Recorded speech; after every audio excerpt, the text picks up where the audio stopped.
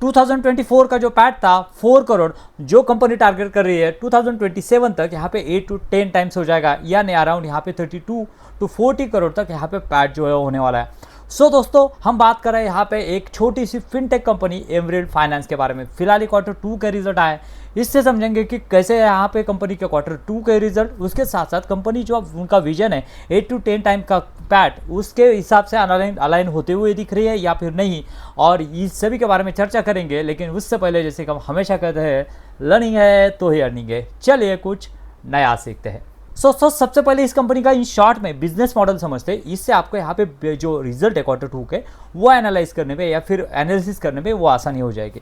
Basically इस company का business model अगर देखेंगे ना, ये कंपनी जो है वो गोल्ड लोन प्रोवाइड करती है।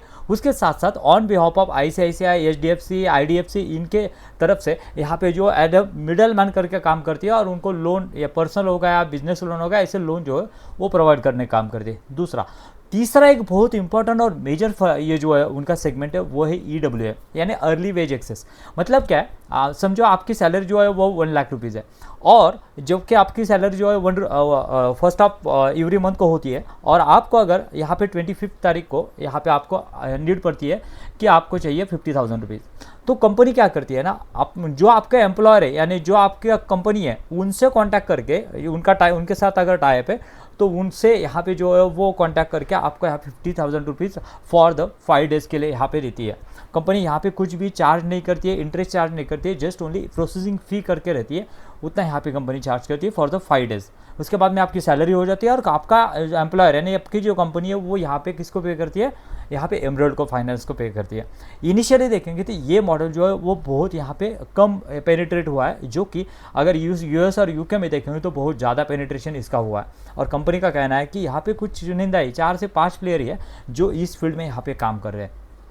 दोस्तों, अब जानेंगे कि यहाँ पे अपडेट कैसा है क्वार्टर 2 का, और जिसके वजह से यहाँ पे कंपनी के रिजल्ट में भी यहाँ पे हम देखेंगे किस तरह के जो है वहाँ पर आउटपुट आया है। देखिए, जैसे कि हमने कहा कि EWA के बारे में देखेंगे कि किस तरह का पेनिट्रेशन है। कंपनी का कहना था अभी तक कंपनी के पास टारगेट किया था कि FY 2026 तक यहाँ पे अराउंड हम 250 जो एम्प्लॉयर है यानी कंपनीज हैं उनके साथ में टाइप करेंगे, और उसके वजह से क्या होगा ना, ये क्रॉस सेलिंग भी करने वाला है।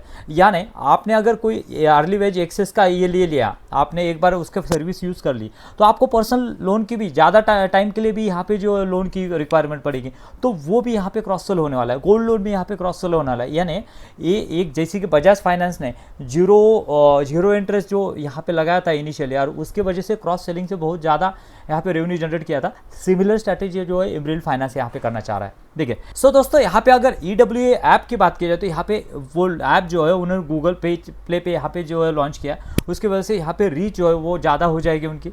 उसके साथ साथ registered company and there employees के लिए यहाँ पे जो है इनिशियली यहाँ पे उन्होंने रखा है, और उसके बाद में धीरे धीरे पेनिट्रेट करेंगे। Boost the digital services corporate partner and there employees. मतलब क्या है, आप यहाँ पे जो है ऑनलाइन भी आप यहाँ पे अप्लाई कर सकते हो। मतलब आपको लोन की अगर ज़रूरत है तो आप ऑनलाइन यहाँ पे अप्लाई कर सकते हो, वो एमरेल्ड के पास डाटा जाएगा और यहाँ पे एमरेल्ड जो है उस एम्प्लॉयर को यहाँ पे कांटेक्ट कराएगा। उसके बाद में गोल्ड लोन के बारे में देखेंगे तो गोल्ड लोन डिसबर्समेंट जो है इस क्वार्टर में 115 करोड़ की हुई है, जो कि अच्छी बात है कंपनी के लिए। कंपनी गोल्ड लोन में भी यहाँ पे अच्छा यहाँ पे कर रही है। उसके साथ साथ ये कॉर्पोरेट ऑन बोर्ड EWA, जैसे कि हमने कहा था 250 का टारगेट है कंपनी का FY 2026 के लिए। कंपनी ने अभी तक कितना ऑनबोर्डिंग किया है, कंपनी ने अभी तक अराउंड 145 जो उसके एम्प्लॉयर्स है उनको ऑनबोर्डिंग किया है, जो कि एक अच्छा फिगर है। मतलब क्या है, क्वार्टर 2 में कंपनी को अराउंड 100 जो एम्प्लॉयर्स है उनको ऑनबोर्ड करना पड़ेगा, और जिस तरह का रन रेट दिख रहा है जो दर्शाता है कि हो सकता है ये अचीवेबल टारगेट है, ऑन ट्रैक जाती हुई कंपनी दिख रही है। Company benefit and repayment of the receive through the salary deduction. दोस्तों, ये तो हो गया की फाइनेंशियल की बात। अभी आते हैं रिजल्ट पे। रिजल्ट कैसा लगा है कंपनी का क्वार्टर 2 का। देखिए, लास्ट ईयर 2025 में कंपनी ने अराउंड रेवेन्यू जनरेट किया था 2.94 करोड़, यानी अराउंड 3 करोड़ का रेवेन्यू जनरेट किया था। इस बार देखेंगे तो 4.89 करोड़ का रेवेन्यू जनरेट किया है, यानी यहाँ पे देखेंगे तो ग्रोथ जो है। दोस्तों, अब देखते हैं कंपनी का क्वार्टर 2 का रिजल्ट कैसा आया एमरेल्ड फाइनेंस का। देखिए, लास्ट ईयर की बात की जाए तो क्वार्टर 2 में 5 करोड़ का यहाँ पे रेवेन्यू जनरेट किया था कंसोलिडेटेड बेसिस पे। यहाँ पे देखेंगे तो यहाँ पे अराउंड 6.91 करोड़ का, यानी यहाँ पे 38% की ग्रोथ यहाँ पे रेवेन्यू में ईयर ऑन ईयर बेसिस पे हो रही है। ईबिटा की बात की जाए तो ईबिटा में यहाँ पे ऑपरेटिंग लेवरेज मिलते हुए दिख रहा है। 3.5 का ईबिटा जो है वो अराउंड 5.42 हुआ है, यानी यहाँ पे देखेंगे तो 55% की ग्रोथ यहाँ पे ईबिटा में। ओके, तो उसके बाद में नेट में देखेंगे तो अच्छा खासा ऑपरेटिंग लेवरेज मिला है। देखिए 2.5 का जो ईबिटा है पैट है वो अराउंड 3.6 हुआ है, यानी अराउंड 75% की ग्रोथ यहाँ पे इसमें दिख रही है ईबिटा में, पैट में दिख रही है। इसका मतलब क्या है दोस्तों, यहाँ पे अगर पैट देखेंगे तो पैट कितना हुआ है, अराउंड 3.6 करोड़।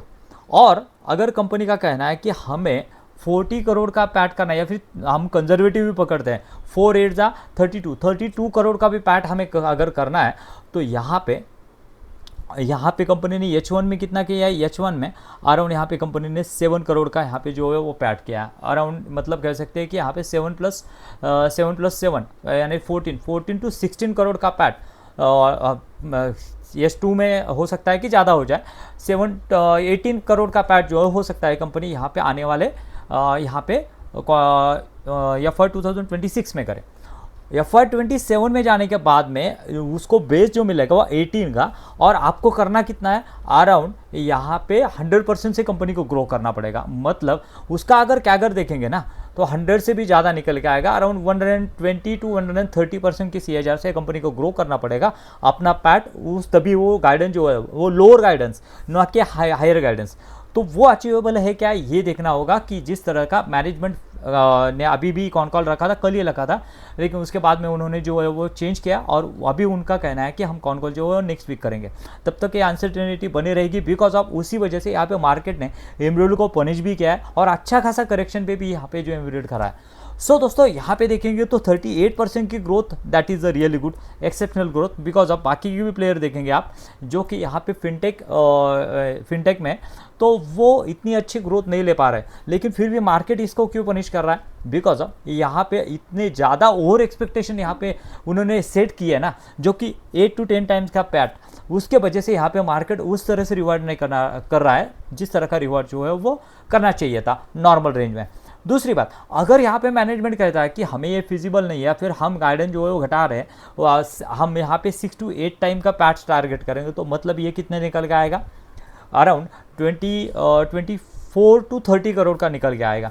यानी अगर मार्केट इसको मैनेजमेंट यहाँ पे जो टारगेट है उसको अगर गाइडेंस को घटा देता है, तो बहुत बड़ा यहाँ पे जो डाउनफॉल अभी भी एमरेल्ड फाइनेंस के लिए यहाँ पे बचा हुआ है। सो दोस्तों ट्रैक करना जरूरी है कि किस तरह का यहाँ पे जो है वो कंपनी का जो ये रहेगा, यहाँ पे गाइडेंस रहेगा। हम इसके बारे में कॉन कॉल के बाद में फिर से एक बार इसको ट्रैक करेंगे। मिलते हैं नए वीडियो में। Thank you very much.